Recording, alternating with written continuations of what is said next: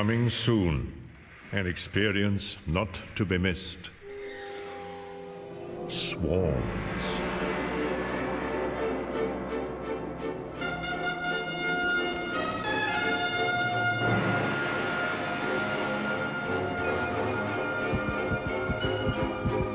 When nature fights back, it's time to run.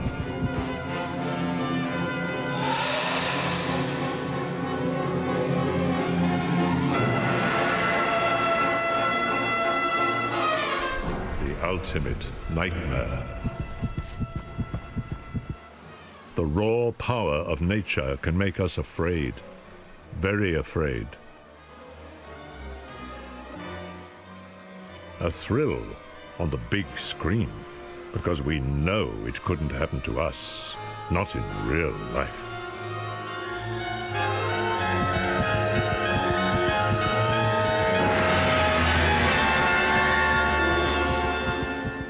Or could it? In the real world, we think of ourselves as separate from nature, above nature, in control. But even in the real world, nature has other ideas.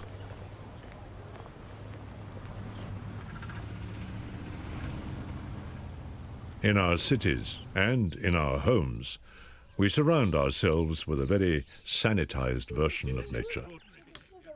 Others forage for tasty morsels. One meerkat takes its turn. Nature is fine if it's safe, if it's harmless. These charming inhabitants of the Kalahari Desert live together in close family groups. We can't live without nature. We are a part of it. So we divide the world into creatures we like and creatures we don't like.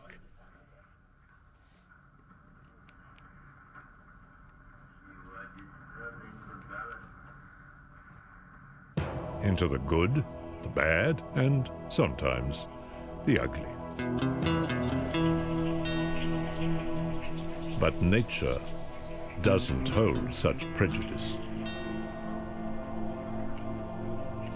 We may not like cockroaches, but they like us, and they have done for thousands of years. Wherever and whenever humans stockpiled food, roaches were there to share it.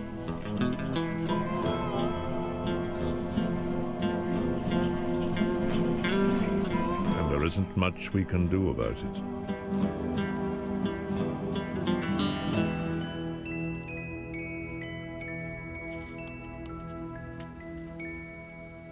On a cockroach's tail, tiny hairs vibrate with the slightest air current, warning of approaching danger.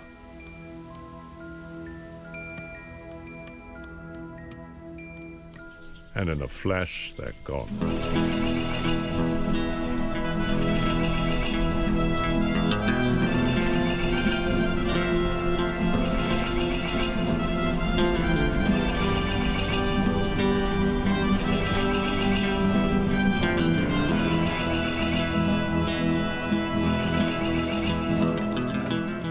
In large numbers, cockroaches create a disgusting smell, another deterrent to anything that could threaten them.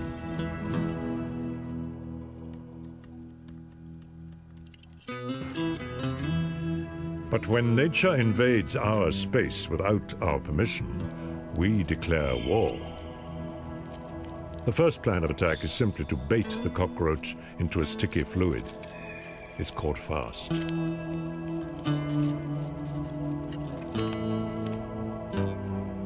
Simple, but effective. But our warm, comfortable homes are a haven for other unwelcome guests.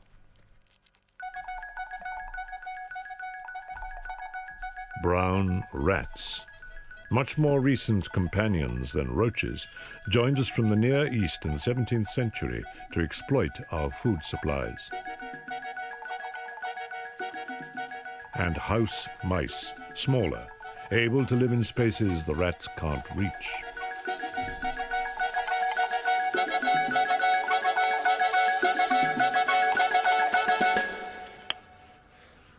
Yet not all swarms make our flesh crawl.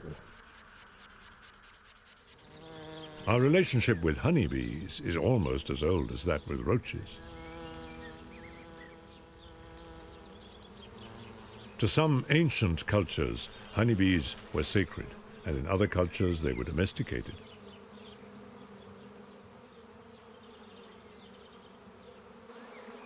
Either way, we exploit this swarm.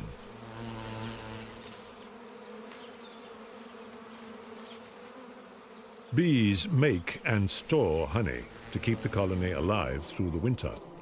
Bringing in this stockpile of food is the worker bee's most important job, and it's hard work. Many workers die every day from exhaustion.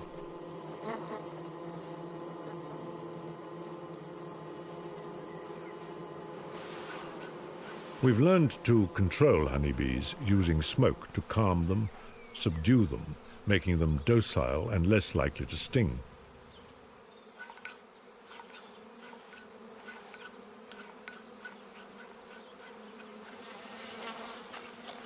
And then we steal their honey.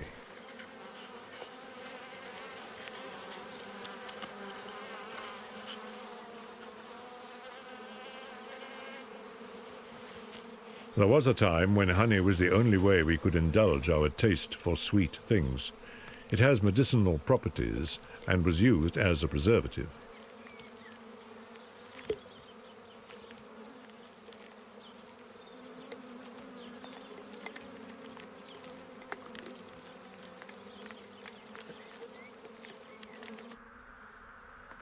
But just as we exploit the honeybee's hard work, other swarms are even more efficient at exploiting ours. Nothing can compare to the unimaginable sight of a vast swarm of locusts sweeping across the land in a huge swing, covering 1,000 square kilometers. Every 10 to 15 years or so, conditions alter in the environment. The coming of the rains or a change in temperature trigger this massive migration. Millions of locusts take to the air each day, eating their own body weight in the green shoots of our well-tended crop.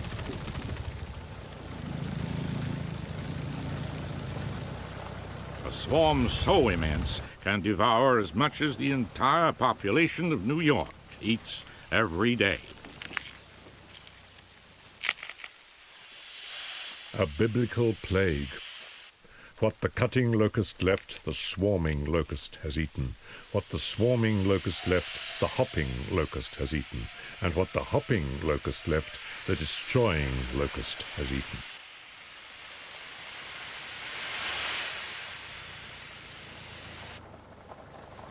This swarm thrives simply because of our hard work. We cultivate our crops, providing a perfect food supply for the swarm as it passes through.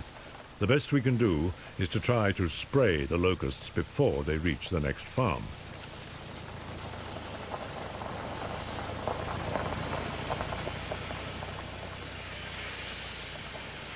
But we're fighting a losing battle, in the field as well as in the home.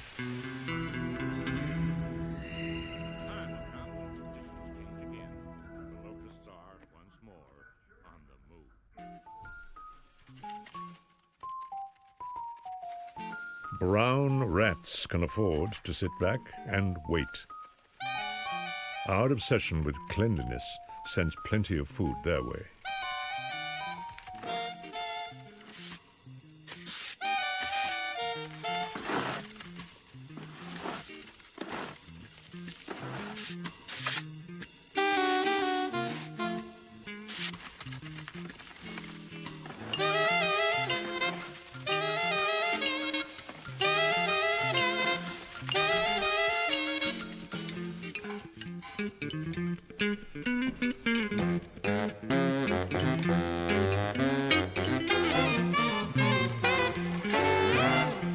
Rats eat almost anything, but any new food must be tested.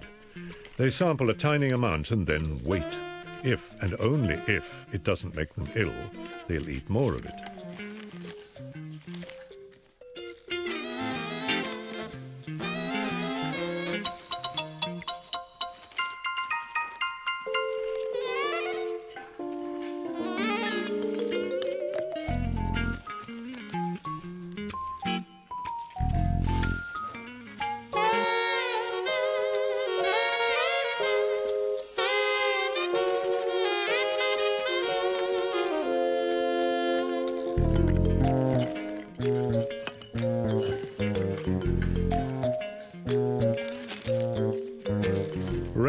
being so particular, are very hard to exterminate. Sometimes they try out a tiny amount of rat poison, reject it as dangerous, and leave it alone.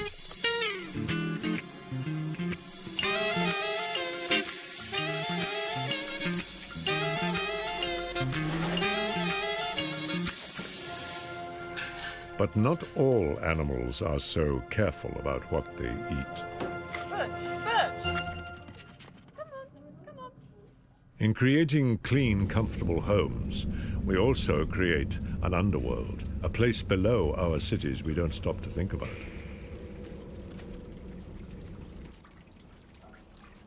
Deep in the sewers, rats live and multiply.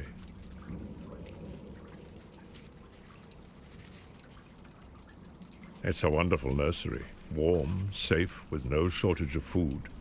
A rat can breed up to 7 times a year, each time bringing as many as 20 babies into the world.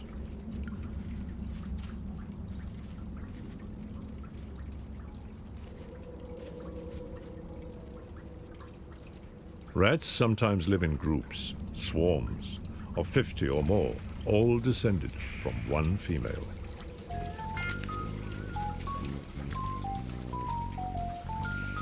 In cities like New York or London, there are more rats than there are people.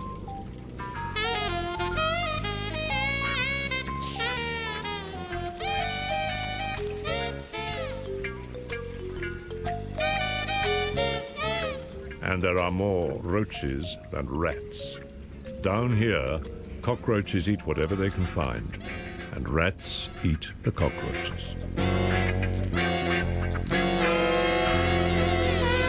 A whole miniature ecosystem thrives beneath our feet. Out of our sight and out of our control, these hidden worlds are terrifying, the stuff of nightmares and horror movies.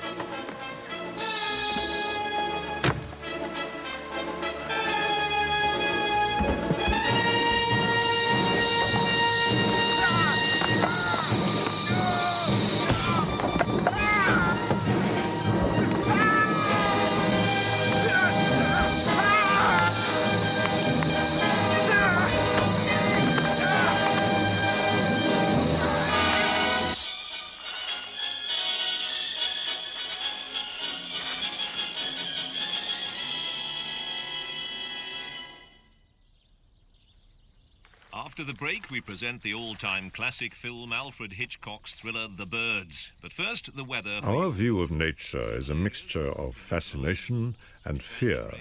While we try to contain it and control it, we find its raw power disturbing.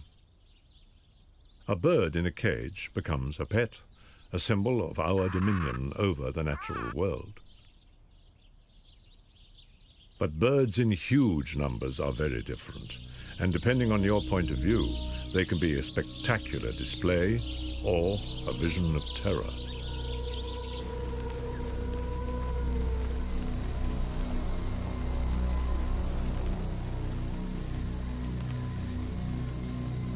Red-winged blackbirds gather in huge flocks to feed.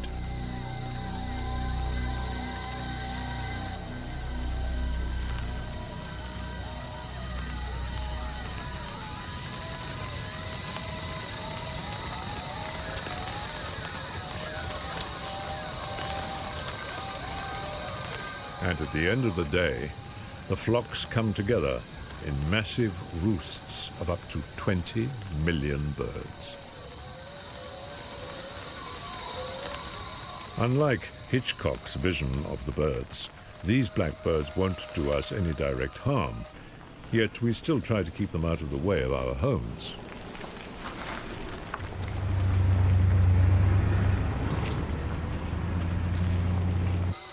The birds must be moved on.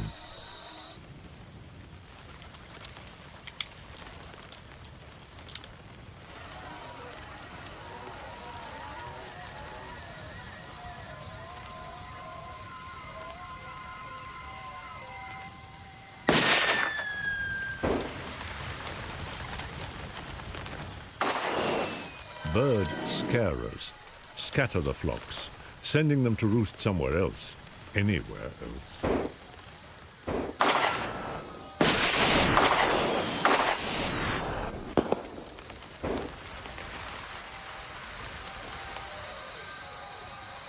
The problem is not that the birds destroy crops, but that they create a potential danger to our health.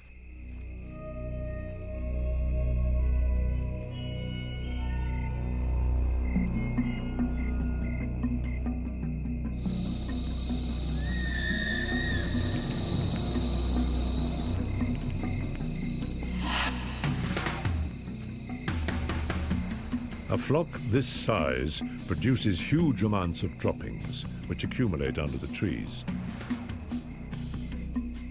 A fungus that breeds naturally in the soil now runs riot, and its spores can cause diseases.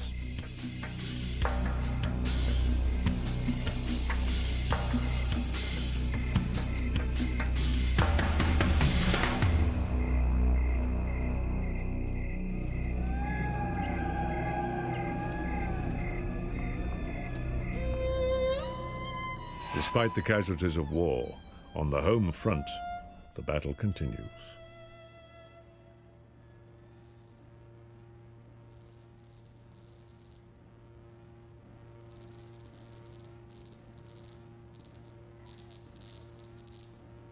And it's time to resort to modern technology, a space-age zapper.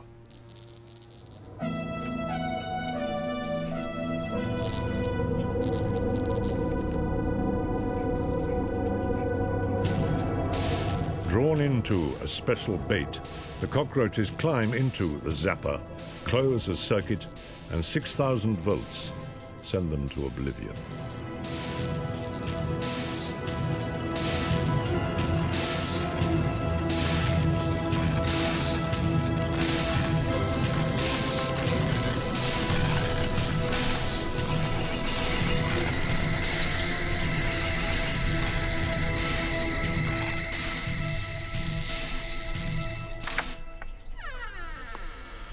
But there are always more cockroaches.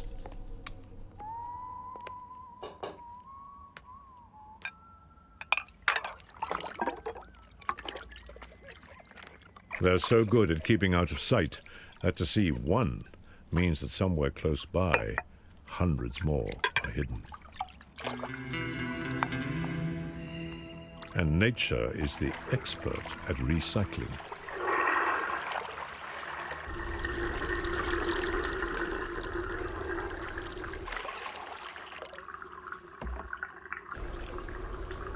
The maze of sewers under our cities could have been designed as cockroach heaven.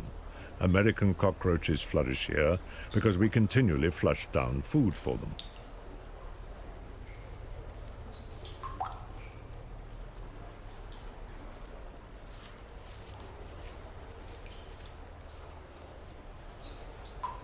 They breed quickly. A female cockroach lays 16 eggs at a time and carries them around in a purse, keeping them safe until the tiny cockroaches are ready to hatch into the world. During her lifetime, a cockroach can breed 50 times, bringing 800 more cockroaches into the world.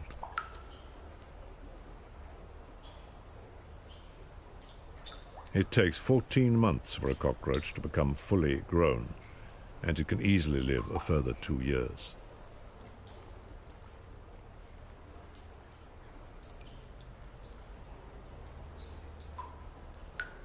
Some sewers make very desirable residences.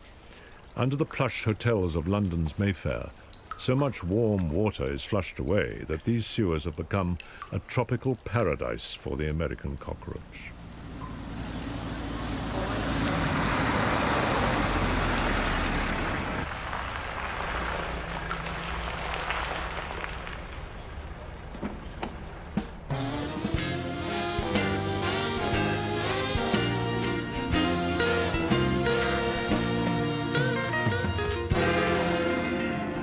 Plenty of food rains down from above.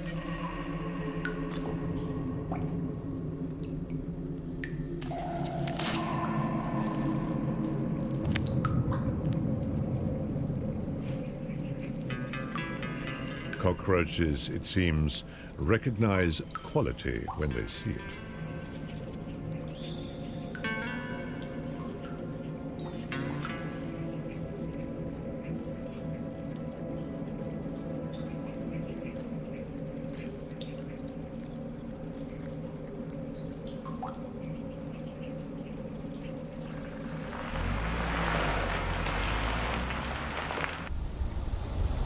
Yet in a less opulent part of London, a different class of waste is flushed down to the labyrinth below.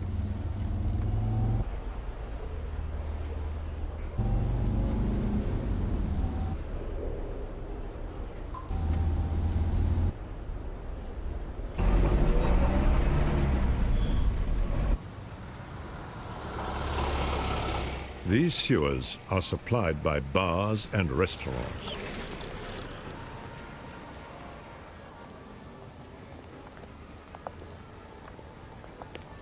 Under Soho, instead of American cockroaches, there are Oriental cockroaches.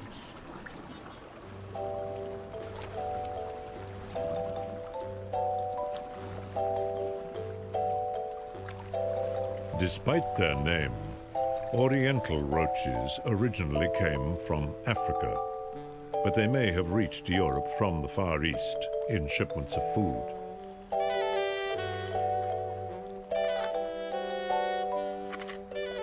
But they soon established themselves as kings of the sewer.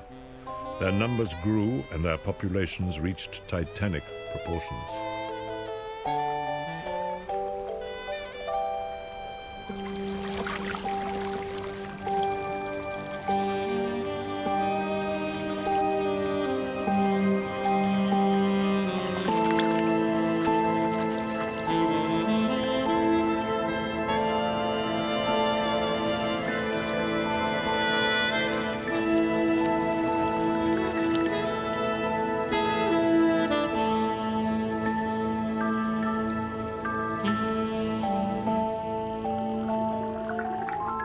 Cockroaches breed quickly, but not as quickly as the swarms of microbes that live in these depths. Every 20 minutes, these bacteria reproduce, doubling their numbers, and in the warm, damp underworld create a living, breathing blob.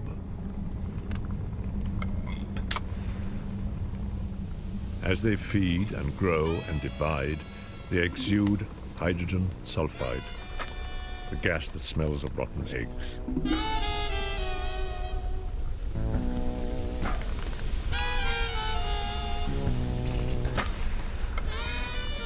As this gas drifts upwards, it's absorbed by different bacteria, and these bacteria turn the hydrogen sulfide gas into sulfuric acid.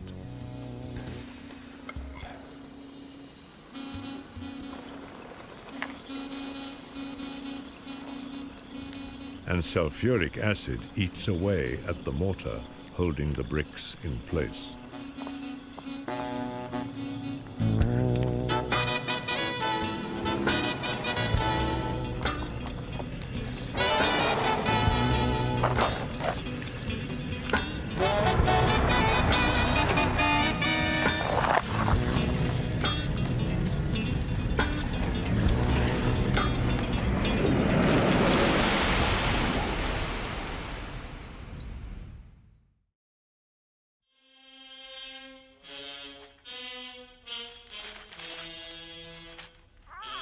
In separating ourselves from nature, we give some unfortunate creatures a reputation they don't deserve. Piranha, alone, are harmless, but in a swarm, they're killers. Or so we like to believe.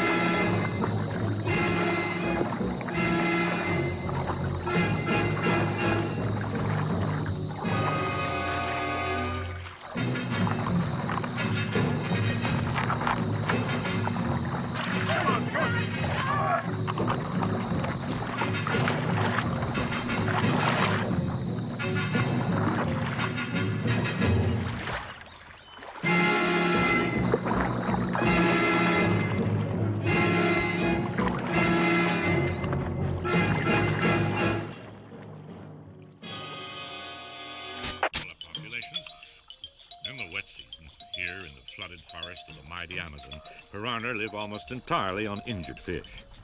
This time of year, their fearsome reputation as killers is unfounded, a figment of our imaginations. They are drawn to the vibration and smell of their unfortunate prey already in its death throes, and here, in pictures never before filmed, these efficient fish quickly dispatch their victim, releasing it from a slow, painful death.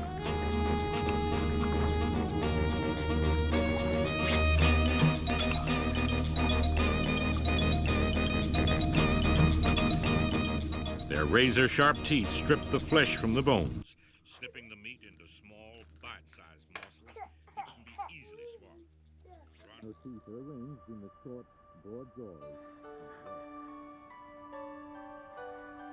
We divide nature into good and bad, for us or against us. And some that we see as bad is for good reason. It's part of our survival instinct, a legacy of our evolution on the plains of East Africa.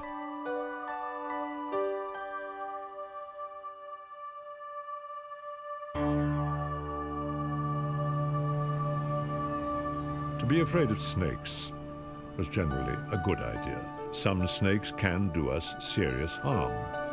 We don't always have time to think about it, so an instinctive reaction could keep us alive.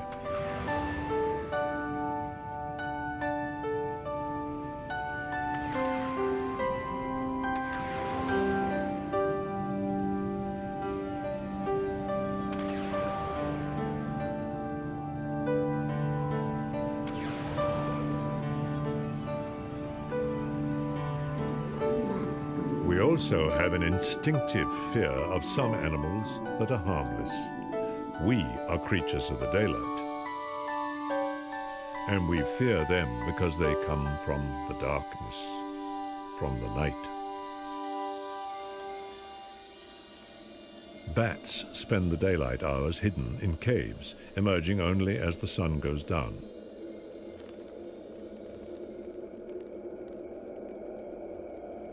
And they gather in huge numbers, which also frightens us.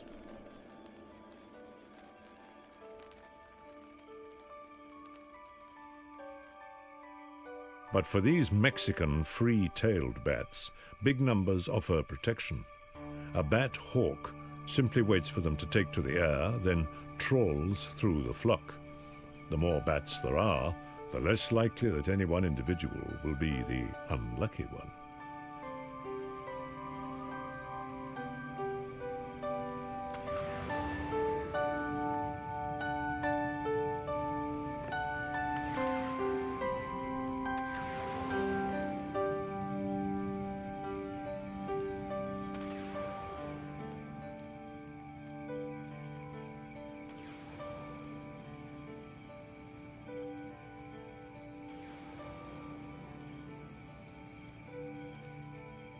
And as the sun rises, they plunge back into the darkness.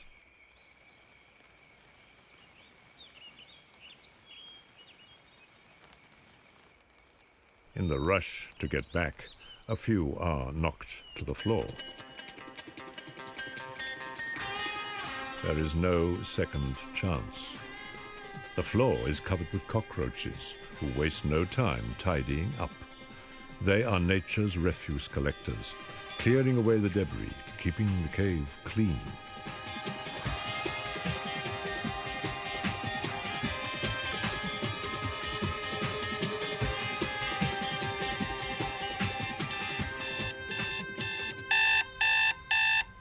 But without such refuse collectors, the world would be a very unpleasant place. And now to other news. Local manual workers have rejected the pay offer of 8.8% and are stepping up their industrial action. Now in its 6th week, the refuse collectors' strike is causing a serious build-up of rubbish left to rot in the streets. Officials are becoming concerned about the possible dangers to health.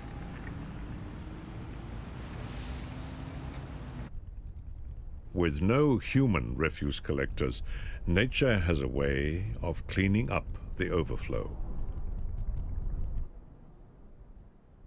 Decaying matter, food for voracious fly maggots, and flies breed at a phenomenal rate. More on the rubbish strike after the news and weather. But first, news of Middlesbrough's extraordinary 6-0 cup win over Bolton Wanderers.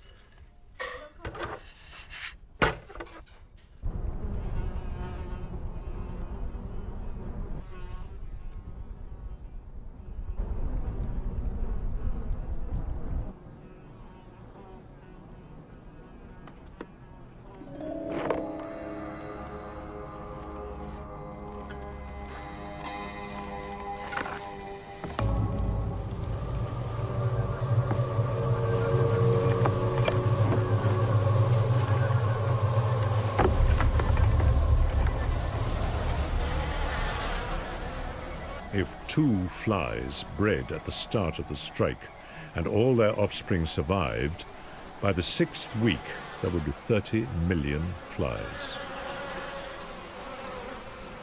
And all these flies have one purpose: to make more flies.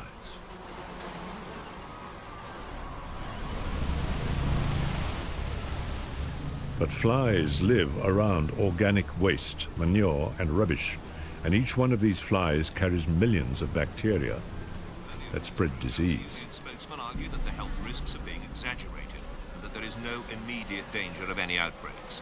Control measures are in place to stop the spread of vermin that could otherwise add to the health hazard.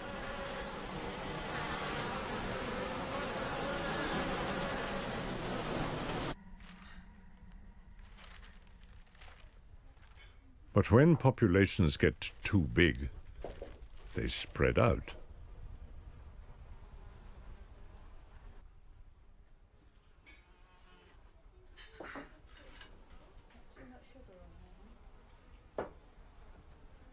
Adult flies live entirely on sugar. Sugar, carbohydrate, is converted straight into energy. It's fast and efficient. So why isn't the world overrun by flies? Because the food isn't all theirs for the taking. Flies are in competition with other creatures, creatures that eat the same food and are not prepared to share it. A lot of food, and the population grows. But as the population grows, there's less food to go round. Eventually, competition for food puts a natural limit on the size of a population.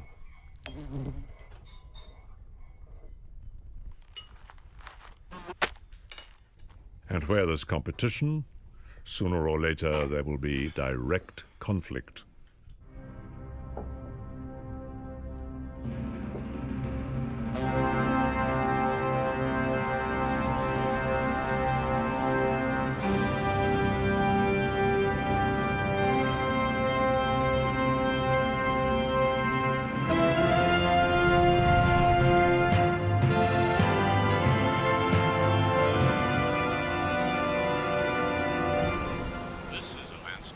It's only in unusual circumstances that flies build up in such huge numbers. At Mono Lake in California, the water is naturally salty. Too salty for anything to live, except the brine fly.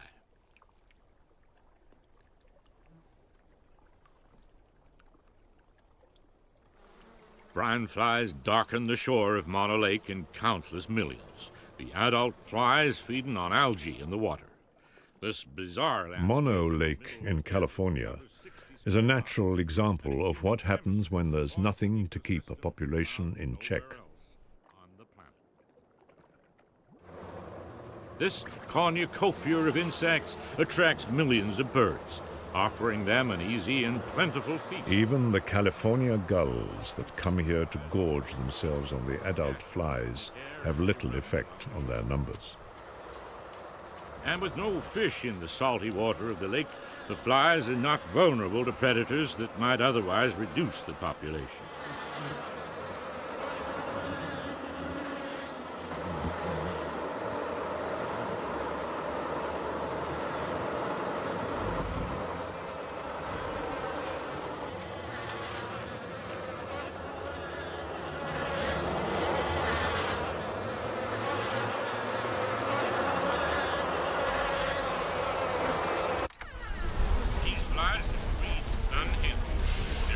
many as 4,000 flies per square foot on the shore. And 2 or 3 generations of brine flies hatch on the shores of the lake every year. But brine flies are harmless to humans, simply living out their lives in the warm desert climate, feeding, breeding, with no other purpose than to make more brine flies.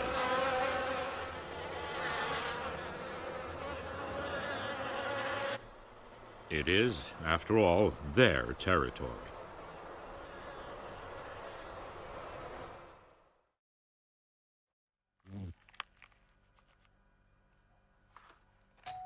And the war against the cockroaches has little impact on their numbers. It's time to try a biological weapon.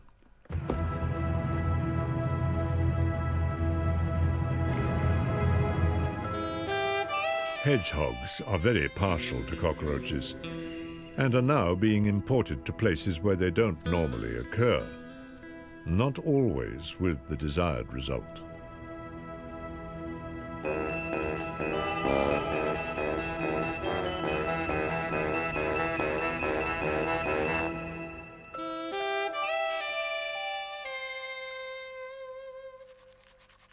Humans, either intentionally or unintentionally, move animals around the world into places they were never meant to be.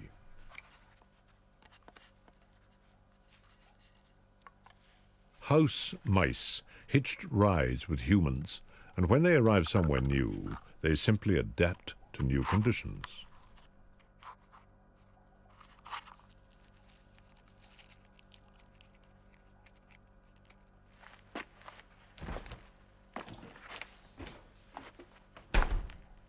They've even been found living in industrial deep-freeze storage rooms with extra fluffy coats to keep them warm.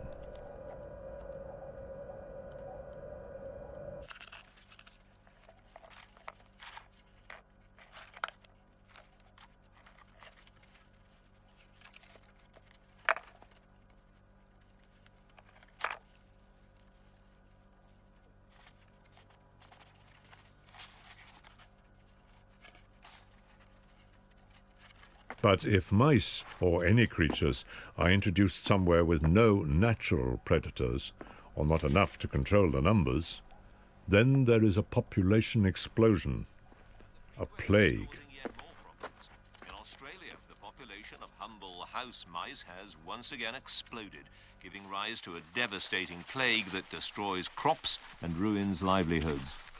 Mice normally breed from October to April, but when conditions are right, they breed all year round, and this is the problem. In just 6 months, 2 mice can reproduce to become 2,000. They foul the hay, making it unusable, they gnaw through anything not made of metal, and they infest machinery which may even have to be repaired.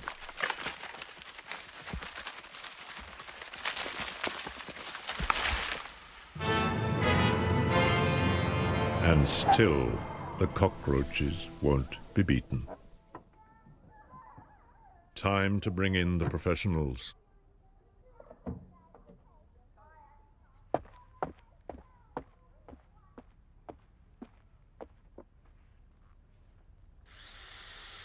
The cockroaches are besieged in their hiding places.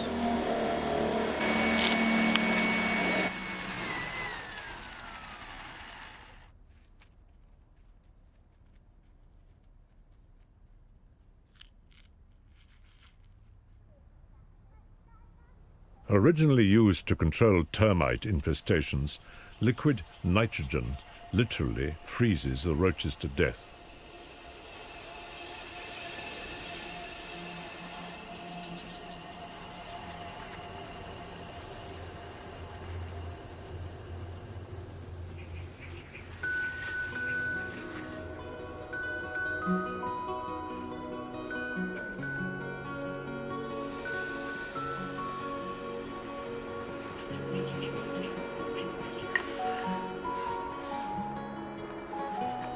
Although cockroaches sometimes carry diseases, they mostly offend our sense of cleanliness, our pride in our neat, tidy homes.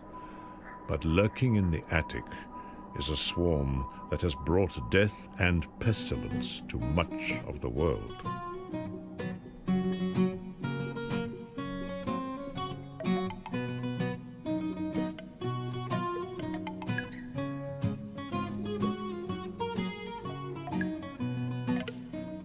Black rats. Black rats are tree rats and are very agile. In houses where black rats and brown rats live together, black rats tend to live in the upper stories.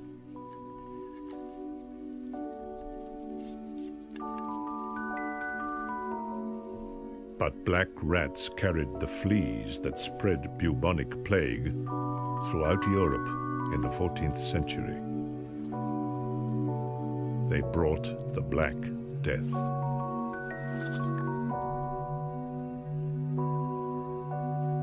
More than a third of the human population was wiped out. But bubonic plague isn't just a historical event, a disease of the Middle Ages. In India, more cases of bubonic plague are being reported every day in this recent outbreak. A campaign to eliminate the fleas that spread the disease is underway, and the Indian Red Cross is organizing the distribution of antibiotics in an attempt to check the spread of the plague. The key to its control may lie with the rats that are known to carry the fleas, and only a few places are known to have escaped the recent outbreak. Yet, even though they can carry disease, not all cultures see rats as evil, as creatures to be feared. To Hindus, life is sacred, all life, and rats are no exception.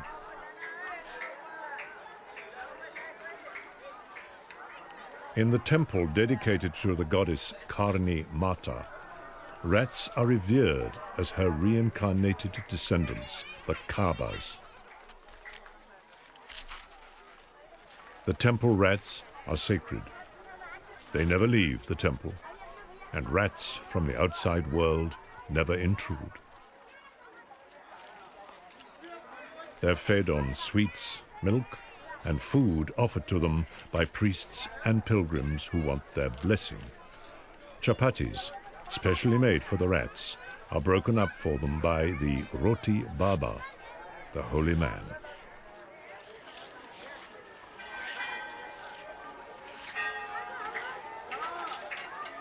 The temple is in the town of Deshnoke, and despite the waves of bubonic plague that have broken out in India, Deshnoke has never had to suffer the disease.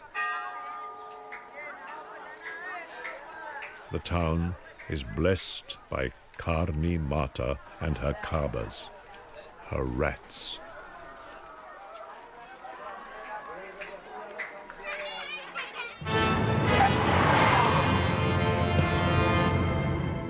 Back home, the cockroaches are still unbowed, undefeated.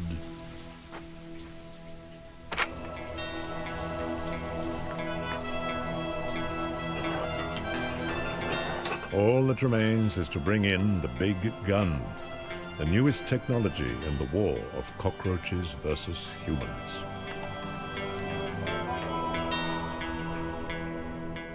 Microwave weapons are being developed as a possible way to control roaches.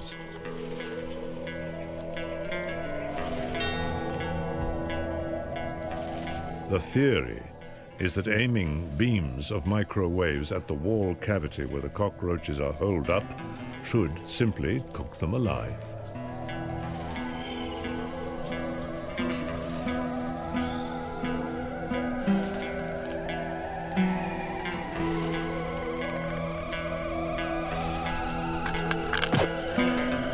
But at certain microwave frequencies, the fluid inside a roach's body heats so quickly it boils.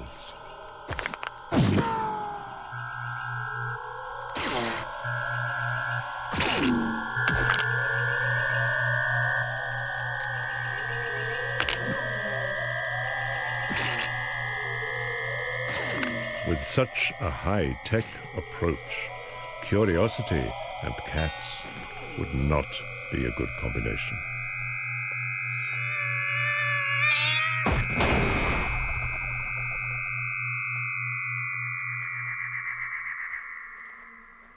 Arizona, North America. And here we meet a swarm that seems to come from our worst nightmares. In our greed for honey, we've meddled with nature. African bees were imported into Brazil to increase the honey yield. But African bees were much too aggressive to be easily controlled by humans. Gradually, the bees migrated northwards across the Americas, until now, these killer bees have reached Arizona and Texas. These bees fear nothing. They don't hold back from stinging and take a special dislike to anything dark. In their native Africa, large mammals were a threat to their honey stores, so the bees had to be prepared to defend their nests viciously. Carbon dioxide from a mammal's breath was the signal to attack.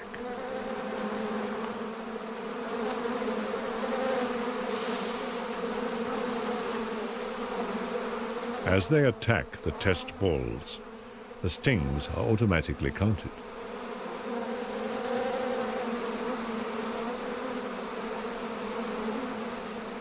And within a matter of minutes, these small dark figures are covered in enough stings to kill a human. The swarm has turned. Killer bees are now a very real threat to human life in the southern United States.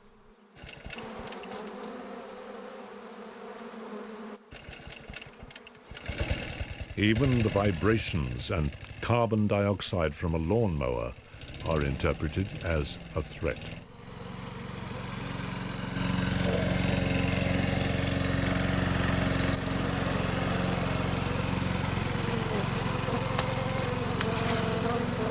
They attack without hesitation.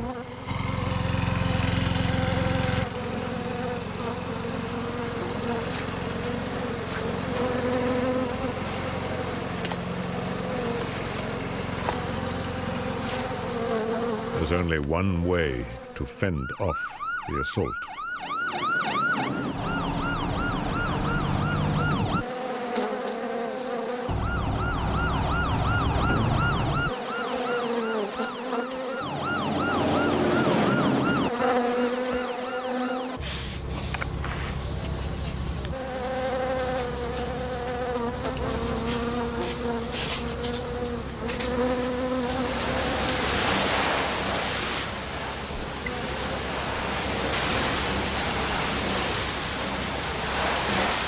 This is a swarm of our own creation, a result of our obsession with playing God.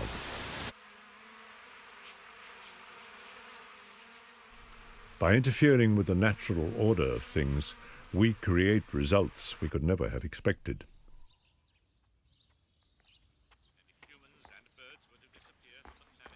Our war against nature is never ending. Undisturbed, as it has done for millennia. Yet from nature's point of view, there is one swarm that has infested the whole planet.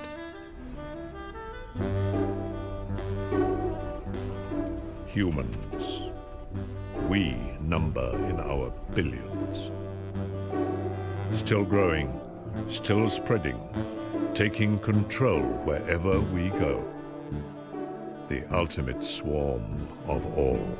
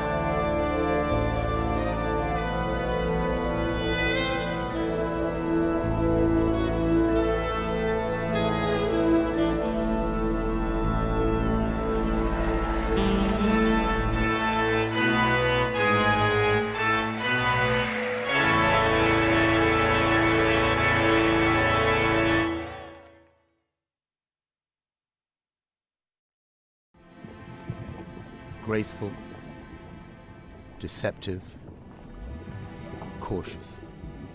A cast of alien characters live out their lives in a world where lightning reflexes, a mastery of disguise, and the art of self-defense ensure survival. Yet this is not science fiction nor creatures from light years away, but a world within our world, teeming with inhabitants as weird as any we might expect from another planet. To underwater photographers, they are affectionately known as critters.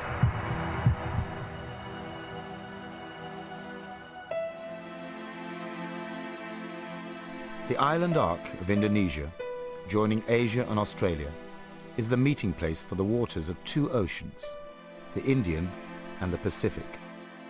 At the heart of this marine paradise is Sulawesi, the epicenter of marine biodiversity.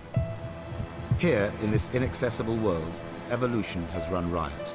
The rich, warm waters have been the cradle for some of planet Earth's richest marine life, where imagination is surpassed by the inventiveness of nature.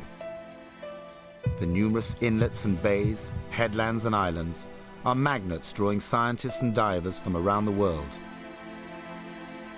Yet even in these well-searched waters, there are still surprises, and nowhere more so than below the busy waters that form the narrow strait of Lembe.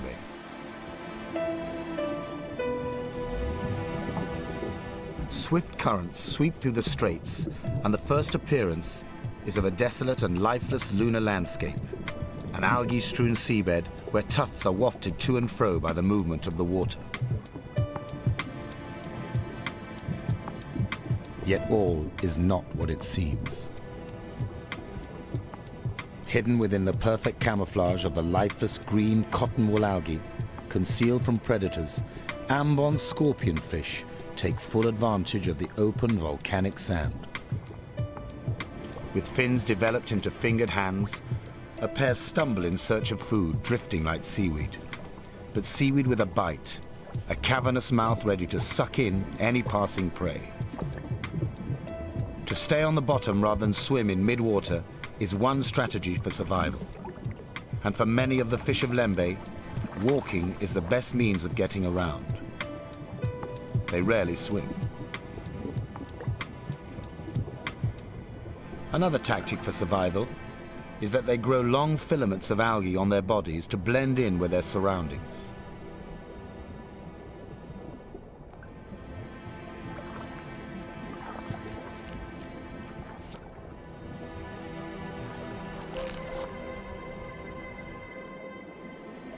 Even crabs have adopted this technique of survival.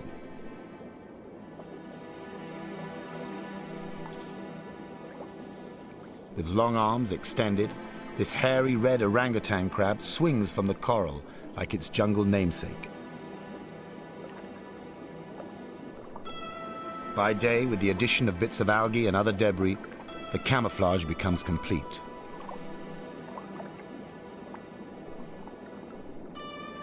Its red coloring makes it almost invisible at night, when red is the first color of the spectrum to disappear. Even seahorses take on a hairy coat for protection. But the seahorse's first line of defense is to remain absolutely still.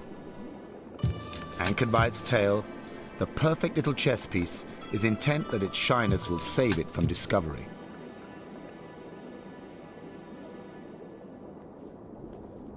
Retiring nature isn't its only strategy as it roams the undersea plains of Lembe. If caught in the open, its last resort is a body covered in bony armor. Like spectral starships searching for a landing site, the weird ghost pipefish resort to mimicry for their survival. Snout down, they hover just above the sand surface, ready to hoover up the tiny animals that are their food. Hanging in the current, a pair are wafted back and forth like blades of seagrass. Algae is only part of the cockatoo waspfish's cover story. Mimicry of a dead leaf is a preferred survival ploy. Are there 2 or 3 fish in that clump? Or are they just leaves blown in from the nearby land? In a barren landscape, a leaf can be a lifesaver, and none are wasted. A decorator crab converts a pile of dead leaves into perfect camouflage. If you must risk all by roving across the open sea floor, what better way than disguise as a clump of leaf litter?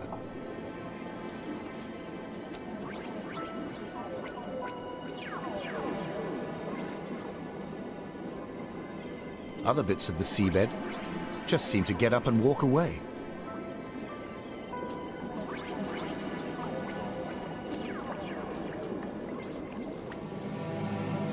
While many creatures beneath this busy shipping channel rely on disguise for their defense, others roam the barren bottom of the strait with attitude. A spiny skin is all that the cruising starfish needs as it skims the surface in search of its prey. With barely a ripple to mark its passing, the asteroid star hovers on a carpet of tiny feet, each a tube tipped by a sucker for grip and strength. The ghost pipefish strays from its home on the reef to hunt over the undersea plain. Perhaps its spiky appearance gives it protection. A flash of bright colors sometimes does the trick, but this spiny devilfish leaves nothing to chance. The highly colored pectoral and tail fins are a stern warning to keep away, or else.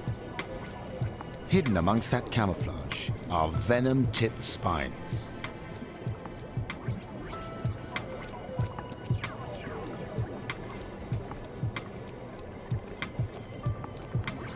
For bottom-living fish, most threats come from above. So a long spine on the back or a spiky dorsal fin give them the protection they need and the confidence to move across the open sea bed.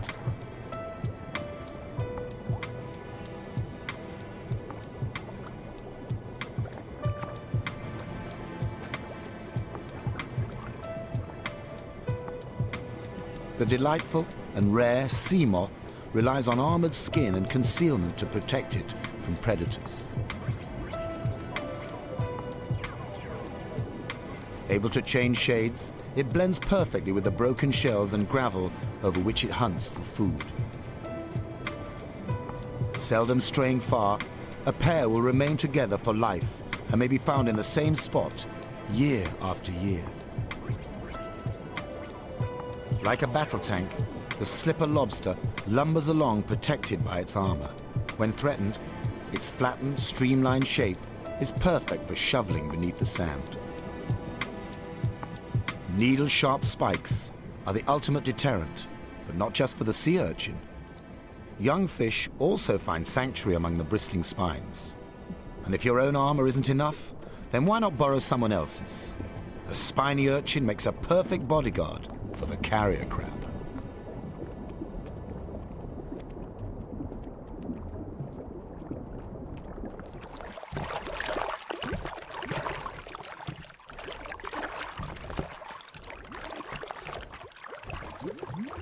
The fisherman, heading home after a day's fishing on the reef, pays little attention to what he thinks is the barren seafloor of the strait.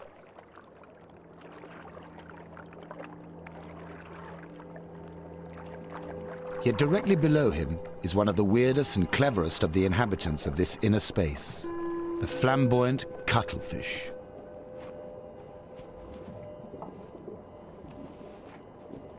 Unique amongst the cuttles, it prefers to walk when stalking its prey, but can use jet propulsion for a quick getaway.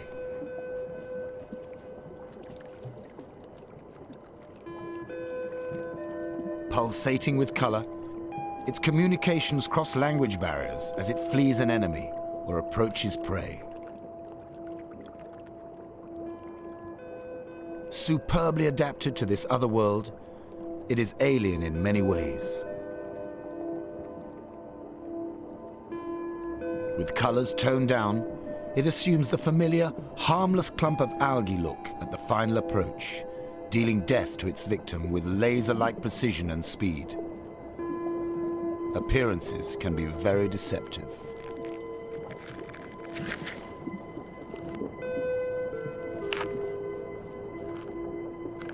But it's not all hiding and deceit on the seabed. The gloriously colored nudibranchs go out of their way to announce themselves.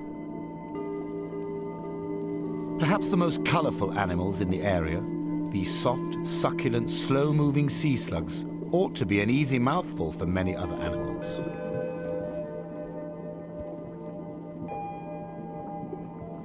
Amongst the colors of the reef, their patterns help them to blend and disappear. On the sand, they are a blatant advertisement that repels rather than attracts.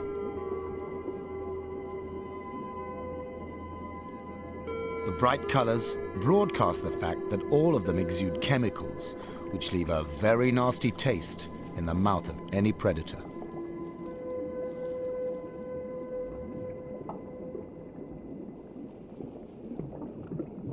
This chemical defense system is especially useful when you carry delicate feather-like gills exposed on the outside of your body. For some, acid is the chosen weapon, while others produce toxins so powerful that one sea slug can kill a bucketful of crabs or fish in an hour.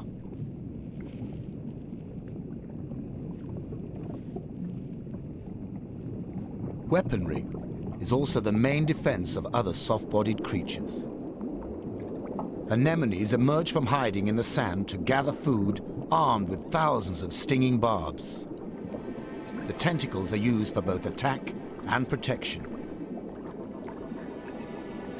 For the shrimps that can live among the venomous tentacles, an impregnable haven.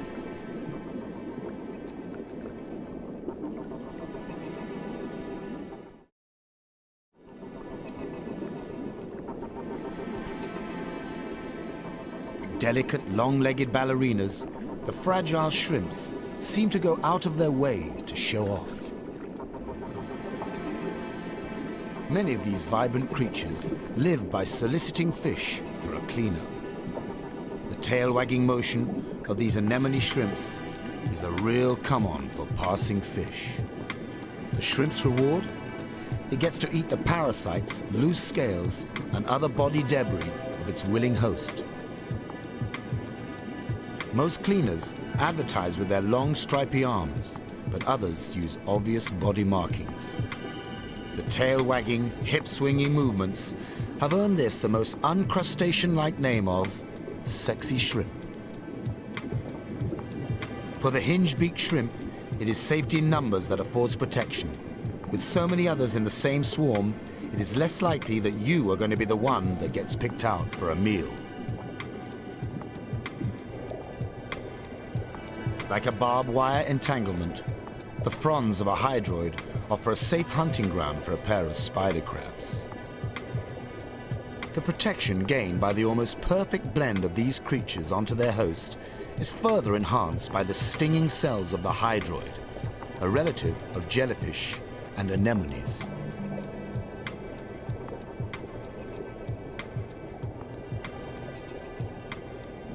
In this world of strange creatures, it seems no surface is safe for a colonist.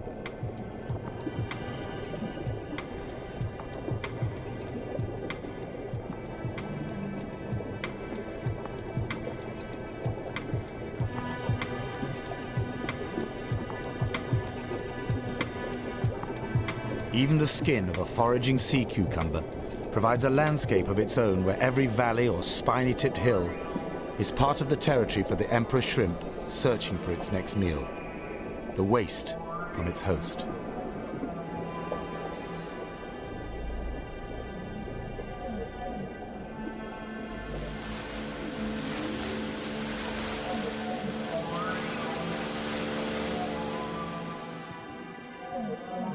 Look for the eyes in the sand is good advice for prey and predator alike. All flatfish start life as normal-shaped fish, but one eye migrates across the head. The fish becomes two-dimensional. In a flurry of distracting sand, the soul disappears before your very eyes. Where sand and sea meet is a semi-liquid world, a hiding place for some, a hunting ground for others. the banded snake eel makes easy work of burrowing into the sediment.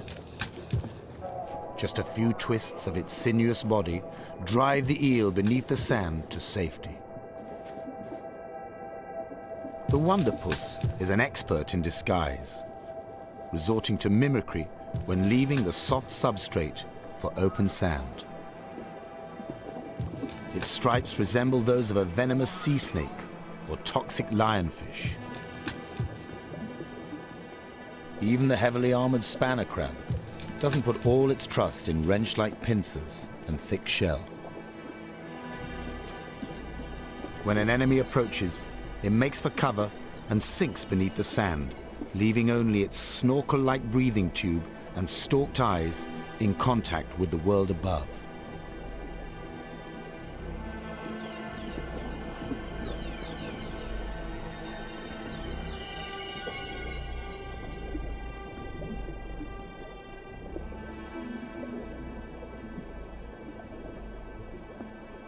The snake eel hunts by night.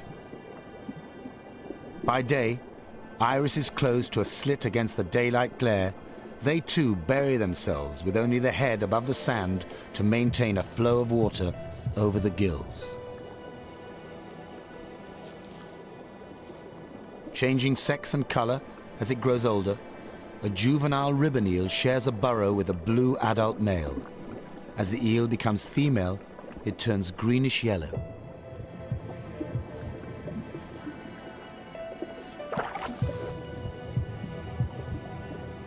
But not all the inhabitants of the substrate live in such harmony. A couple of oriental snake eels fight out a dispute over territory.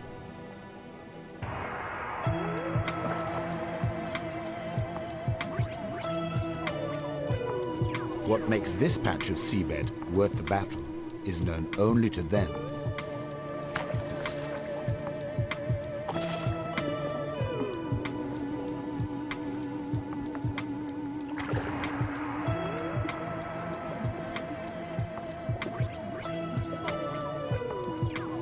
The keen-eyed mantis shrimp checks out the area for threats before dumping its load of sand.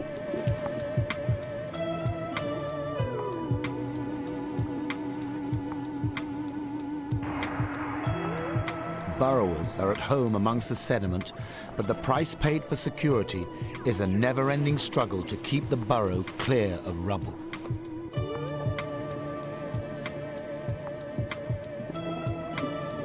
The spiny arms of this mantis are perfectly designed for holding debris, or as formidable weapons to impale its prey.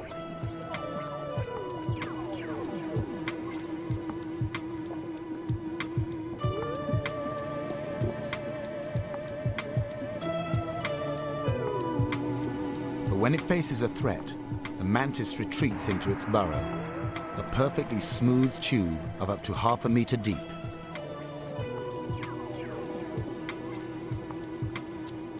Nearby, the gobies gather debris in their mouths, working hard to clear their burrows. Others have a more relaxed lifestyle and leave the hard work to their shrimp partner. This is a symbiotic relationship. Two totally different species share the same living space, each gaining benefit from the association. Shrimps keep the burrow clean and tidy, working away knowing that they are safe from predators. The goby is the eyes of the partnership, standing guard at the burrow entrance. With the coast clear, an octopus emerges.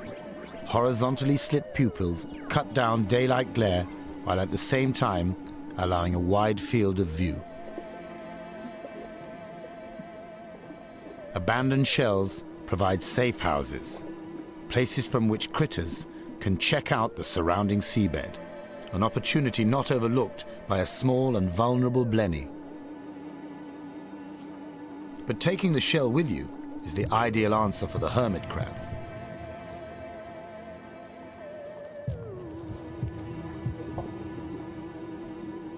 No object on the seabed remains empty for long.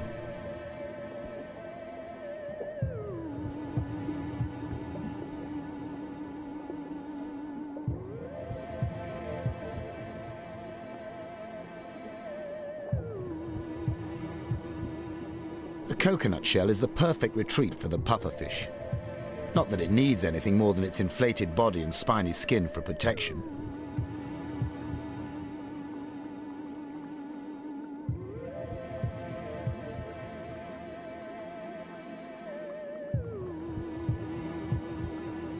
For a small octopus in search of a hiding place, no leaf is left unturned.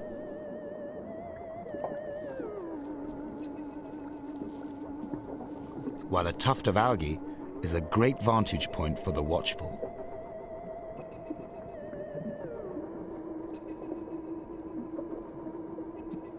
And if all else fails, then why not take to the bottle?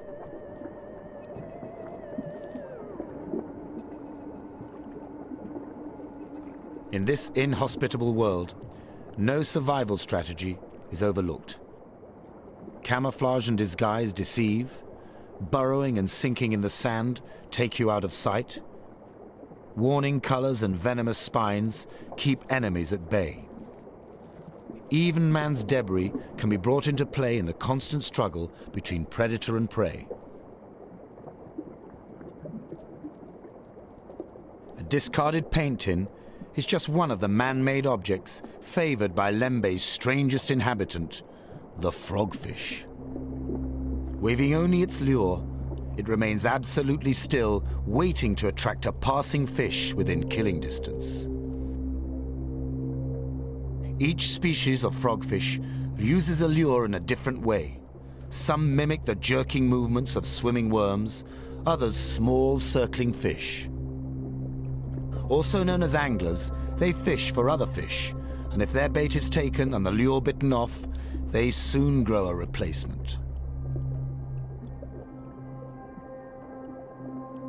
Their strategy is a simple one. Their prey comes to them.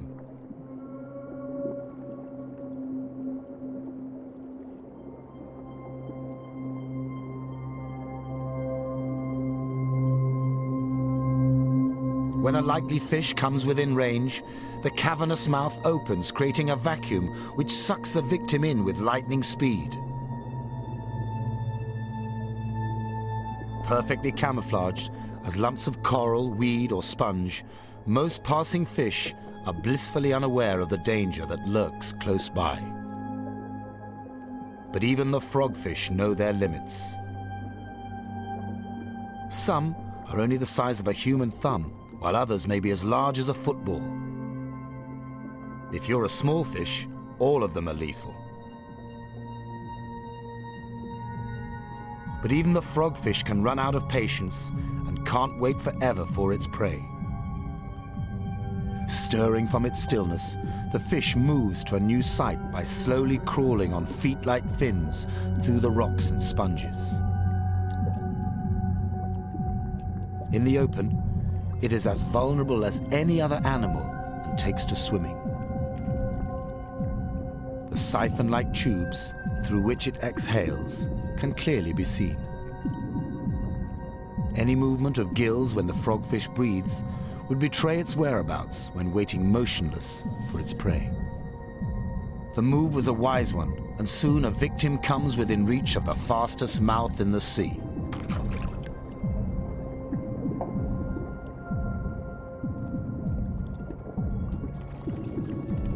The black and white stripes of the eel catfish warn predators that any bite will be repaid with a wound from a sharp, venomous spike hidden in front of the dorsal and pectoral fins.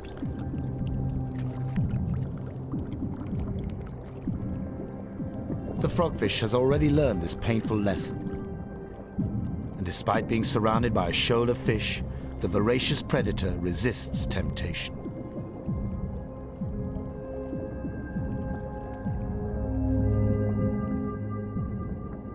Concealment amongst orange sponges on the sea floor offers protection to this pair of frogfish.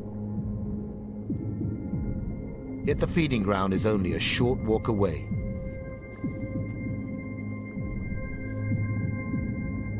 With a mouth that opens to 12 times its normal size and a bite that takes only 6 milliseconds to engulf its prey, the frogfish snatches its victim.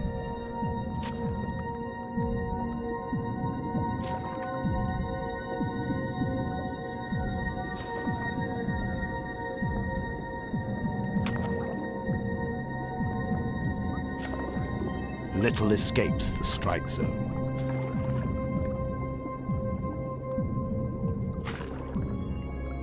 In this strange world, where what appears to be a harmless sponge hides a lightning-quick mouth, nothing is as it seems.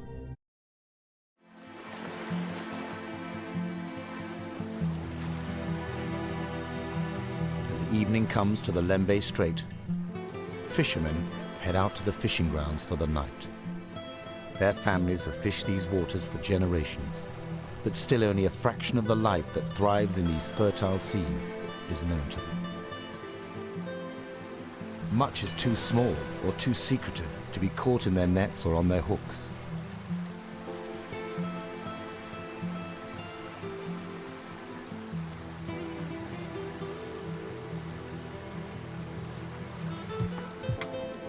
Underwater, the coming of night signals a total change in the fish population. The creatures of the day hide away, and the even stranger creatures of the night emerge from the ocean floor. These critters have evolved in order to survive and hunt in the blackness, hiding from daylight and only emerging when the last glimmer of light has gone.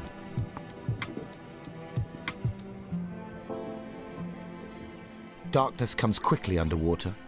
While the sun is setting, it is already night on the sea floor. Day critters are long since gone. Now, totally different skills and defenses are needed to exist in the nighttime ocean.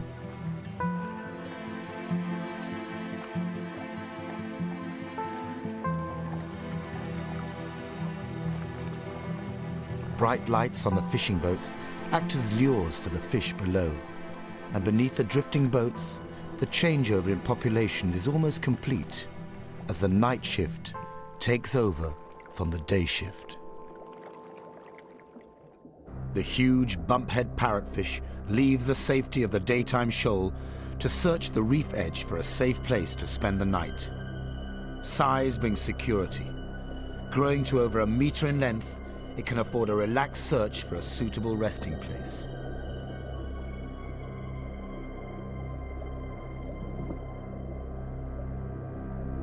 The seabed comes alive as creatures of the night begin to stir. Keeping low over the sand, eels snake from their daytime burrows, slithering across the seabed in search of food. For the coral cat shark, the dominant sense is smell as it threads its way among the coral rubble. Picked out by the diver's lights, the pattern seems obvious, but during the day, when the shark rests, it blends into the debris perfectly. Its large eyes gather the remaining traces of light, alert for enemy and victim alike. Bright red might seem a positive drawback for the hunting animals, a dead giveaway, but in the darkness of the nocturnal sea, the opposite is the case. Marine animals see things differently from humans. Most are tuned into the blue end of the spectrum. Red simply disappears, rendering the fish invisible, the ultimate stealth weapon.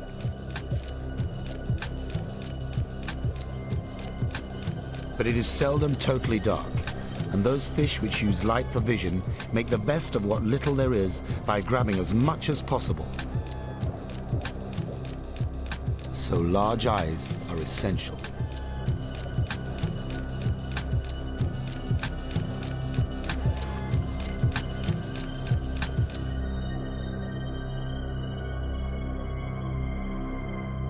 Some use a combination of strategies. Large eyes so that they can detect their prey, the color red so that they themselves cannot be seen, and even specially adapted fins which help them to feel their way through the darkness.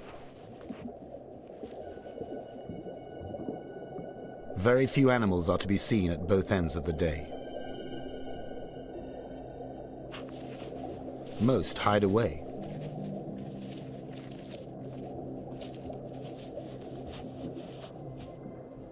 Life in the night sea is very different from that in the daylight. But day or night, the sea moth relies on camouflage and tough armor to provide protection as it rests above the surface.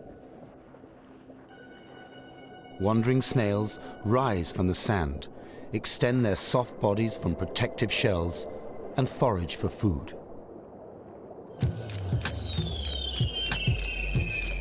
The target of collectors and trinkets for tourists, the exquisite shells reveal their true beauty only as living animals. The mantle clings tightly to the shell of the cowrie. Covered in sensitive feelers, it is the animal's detection equipment and is withdrawn into the shell when the cowrie is threatened. It is hard to figure out how the snail manages to fit all that body into such a small space. Even less like a sea snail, the head shield slug carries only a tiny shell on its back. It uses a highly developed sense of touch to find worms, its favorite prey. The black of night is especially protective for soft-bodied animals no longer able to withdraw into shells. Bright colors revealed in the lights are of most use by day. They act as a warning to leave the resting sea slug alone. Any creature rash enough to ignore the signs may be the target of chemical warfare in the form of a cloud of sulfuric acid. Yet despite the name slug and their noxious nature, these are some of the most elaborately patterned jewels of the night.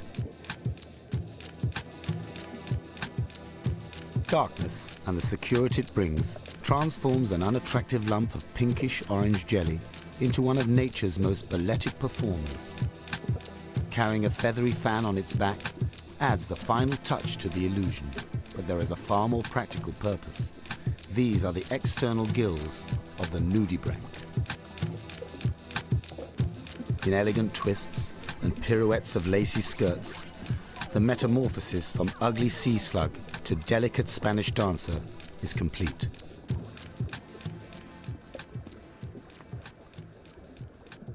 But not all soft-bodied creatures are vulnerable prey. Some are active and voracious hunters, none more so than the cuttlefish. Stalking cautiously in the darkness, the predator moves in for the kill.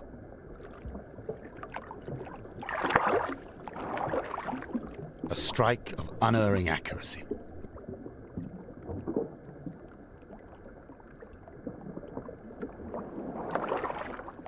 The vivid color change of the cuttlefish communicates the excitement of the hunt and of the kill.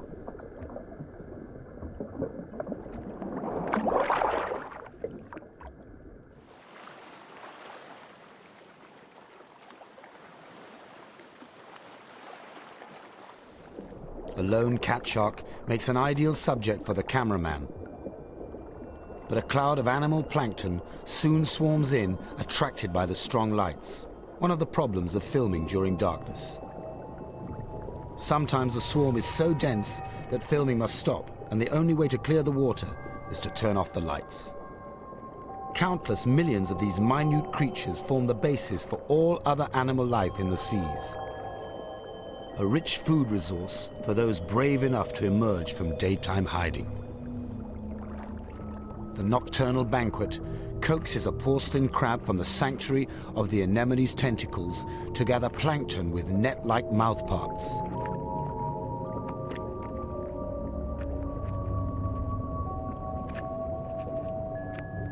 Like spacecraft cruising through glittering asteroids, plankton has its own predators. These larger animals put themselves at risk in the open water, but darkness and transparency cloak them in invisibility. Only the lights reveal them to the camera. But for some, patience and ambush are the recipe for survival. Appearing from below the sand as night falls, the stargazer settles down to await its prey. Any passing shadow over the upturned face alerts the fish to a potential victim, a victim unlikely to escape the cavernous, needle-toothed mouth.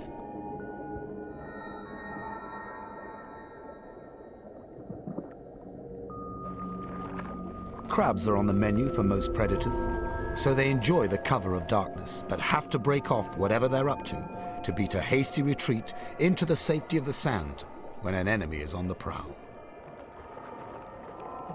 Even the night shift feels threatened sometimes. A quick shrug, and the disappearing act is complete.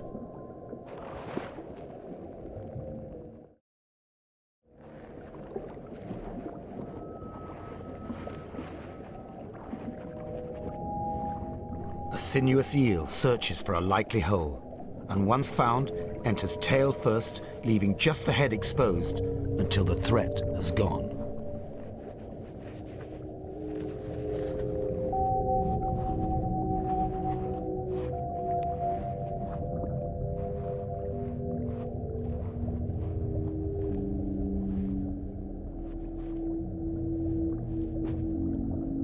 The stingray takes no chances as it flaps beneath the surface. The tail with its formidable spine remains exposed, ready to whip into action should a larger animal come too close.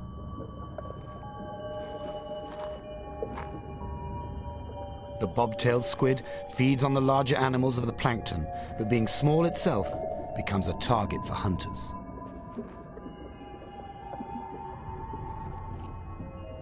Sensing danger, the squid sinks below the surface, piling gravel onto its sticky skin until it vanishes.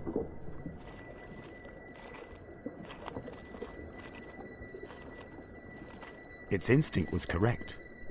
A stalking carpet flathead, modified for a low-level approach, skims the seabed in search of prey.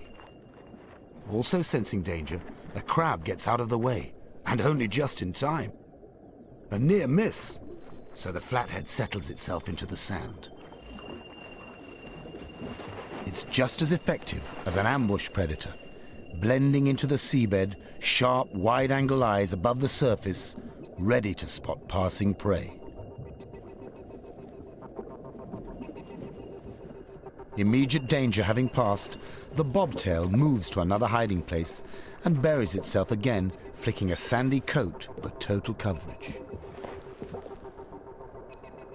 But still feeling threatened, it resorts to a hasty exit. Because the flathead isn't the only danger lurking in the darkness.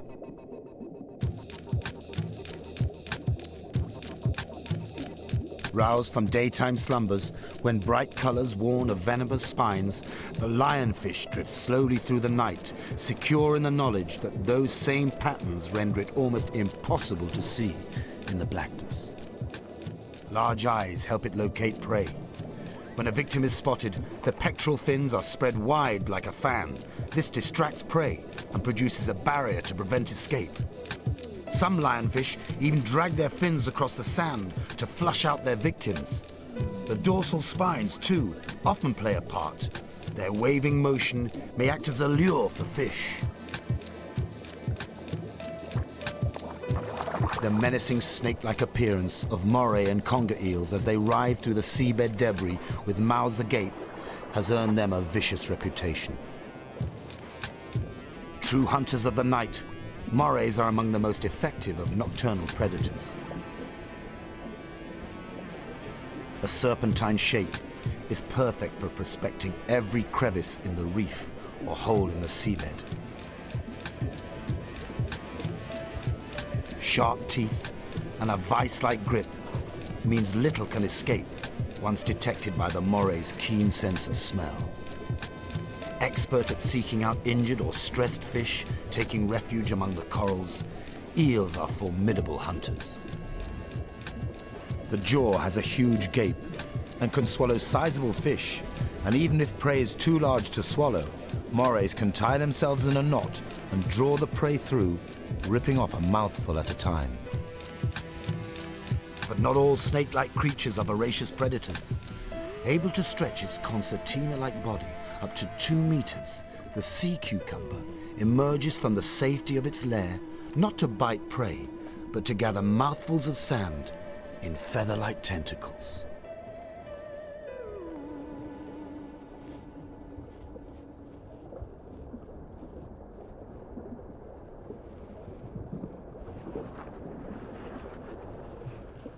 At night, the seabed is alive with danger. There seems little hope of escape, yet the clumsy-looking cowfish fears few of the predators. Beneath the toxic skin, its body is protected by a bony box-like armor. As it hovers above the sand, it is doubly protected. In this alien world, the cover of darkness is only ever swept away by the coming of day or divers' lights. After dark, the anemone becomes an undersea condominium, reaching bursting point as both a retreat for the creatures of the day and a safe hunting ground for the seabed nightlife. Boldly patterned clownfish are immune to the anemone's stinging tentacles, and by night retreat to rest in the writhing hideaway.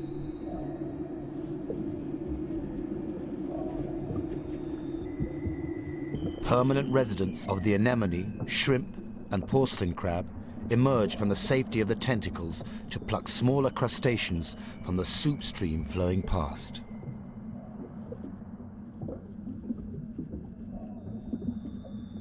With tentacles partially closed for business, the stem of the anemone provides an ideal perch for shrimps to intercept the floating bonanza.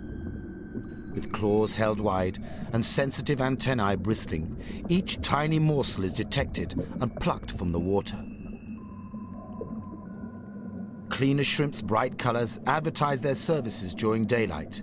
At night, this same pattern breaks up their outline and provides protection.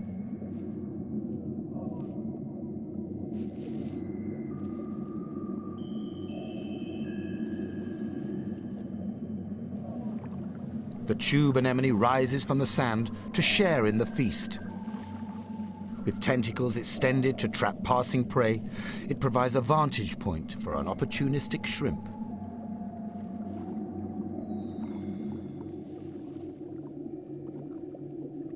No opportunity is lost to get up into the plankton stream, and very different creatures will share the same host.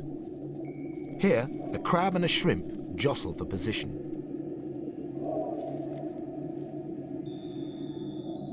Everything that squirms, crawls, or creeps gets in on the act. A night out on the seabed always includes dinner. Hermit crabs take no chances. Soft-bodied crabs with no real body armor of their own, they adopt empty shells for added protection, curling their bodies to follow a shell spiral and hold it in place. But even that's not enough. So the hermit plucks anemones from the seabed to decorate its shell and provide a bit more security. The anemones act as a disguise and a stinging tentacled coat.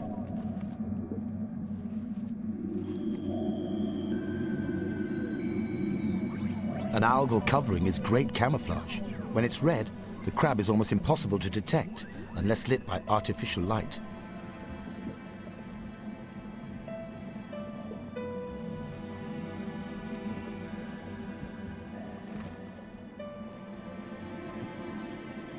Fragile spider crabs also use a combination of tactics so they too can emerge to take advantage of the flowing plankton broth.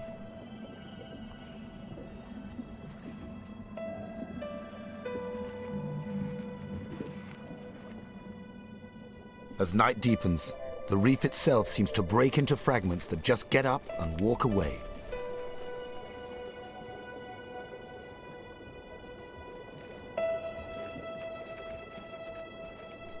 Dressing for the occasion seems to be the province of nocturnal crabs. Decorator crabs use anything they can pull from the seabed and attach to their backs. A covering of sponges, tunicates, or even stinging anemones make an ideal camouflage.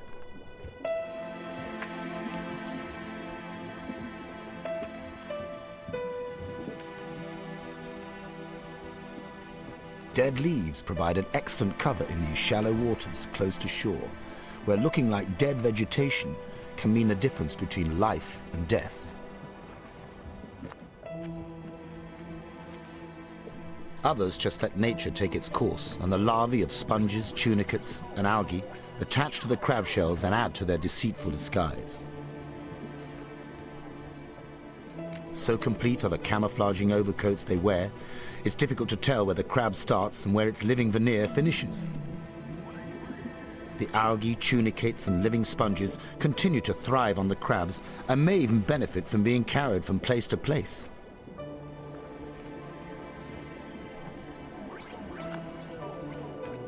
Carrier crabs too are opportunists and will scavenge any useful defense item from the seabed.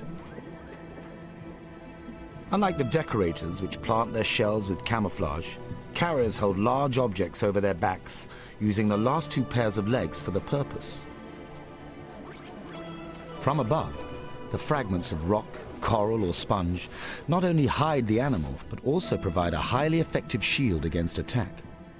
Some carriers can go one stage further and will cut choice pieces from living sponges.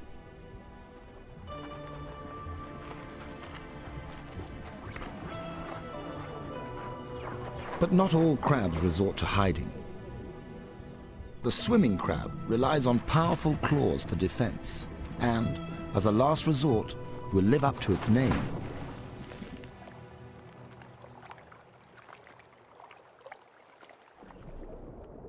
By day, the ultimate predator of Lembe is the frogfish. Most frogfish are content to sit and wait for prey to come to them. But there is always an exception. By night, the hairy frogfish takes its cavernous mouth and lightning reflexes on maneuvers. One of the few frogfish that actively hunts for prey, it crawls along on peculiarly modified fins that look and act like feet.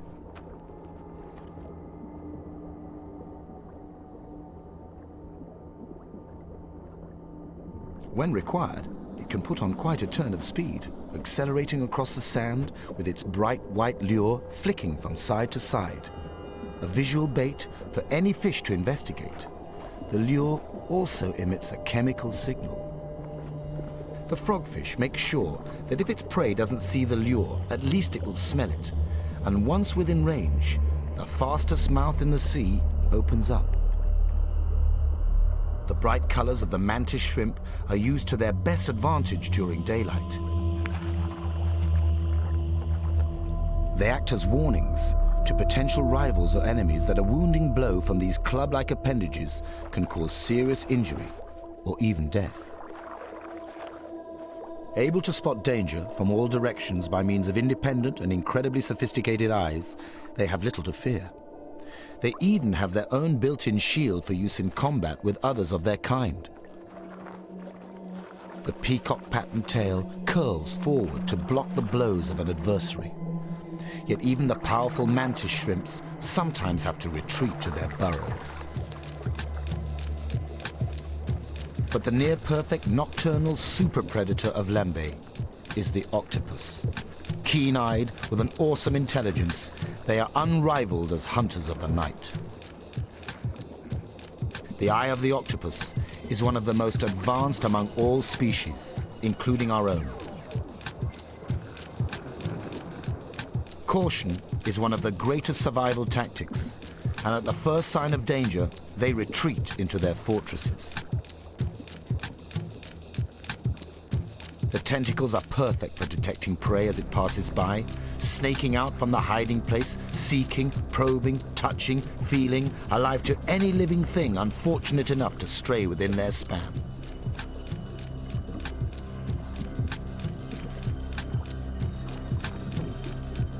Crabs are the favorite prey of the octopus, but there is a balance in nature, and some must always escape. This time, the octopus fails to trap its victim. A shrimp alerted to the danger sinks into the sand, safe for now. But once the telltale movements of a victim have been detected, the eight-legged assassin slithers in for the kill. Enveloped in a net of suckers, the shrimp is dragged back to the octopus's lair, where it will be dismembered by the aggressor's sharp beak.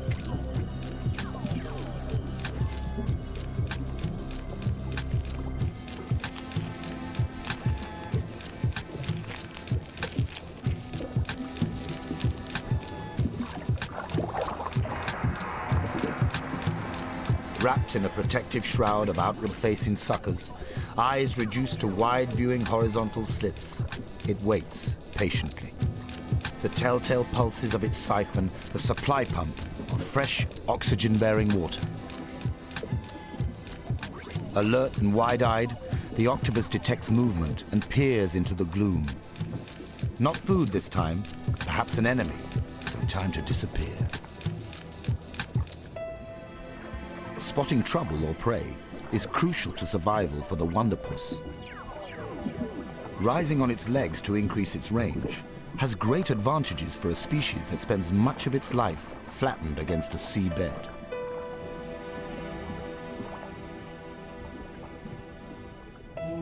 Tentacles spread over the sand in search of prey. Like writhing snakes, they penetrate every hole, every crevice, always on the move. Their combined action results in a search area out of all proportion to the size of its body. A body which, in the event of a threat, can squeeze into the tiniest of openings.